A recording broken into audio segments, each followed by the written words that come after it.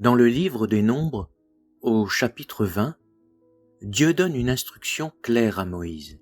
Parle au rocher et il donnera son eau. Mais Moïse, fatigué, irrité par le peuple, frappe le rocher 2 fois avec son bâton. L'eau jaillit, oui, c'est vrai, mais Dieu est attristé.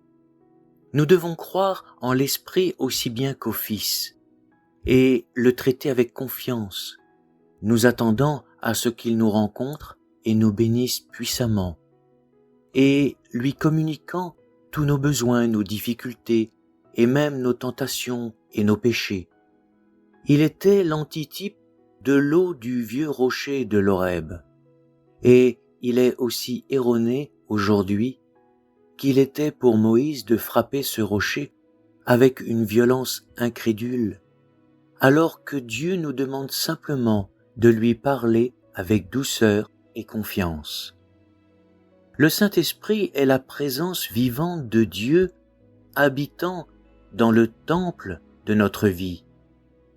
Forcer l'action du Saint-Esprit, c'est vouloir absolument des manifestations spectaculaires, des miracles ou des émotions fortes, sans chercher la communion véritable. C'est souvent ignorer sa voix subtile, une conviction intérieure. C'est aussi le mépriser lorsque l'on lui impose nos propres méthodes et l'utiliser ainsi comme un outil pour satisfaire notre propre volonté au lieu de se soumettre à sa direction. Paul nous dit dans Éphésiens 4:30 « N'attristez pas le Saint-Esprit de Dieu ». Il désire une relation d'amour avec nous, pas une performance.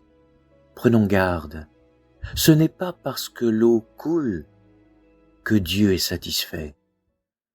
Mes amis, Dieu nous demande de parler respectueusement au Saint-Esprit, de ne pas le violenter avec le bâton de notre vieille nature, de dialoguer avec lui, de l'écouter, de le respecter dans l'obéissance, l'humilité et la soumission. Dans 1 Corinthiens 10, Paul nous dit que ce rocher, c'était Christ lui-même. Honorons la présence divine et laissons couler abondamment l'eau vive dans notre vie.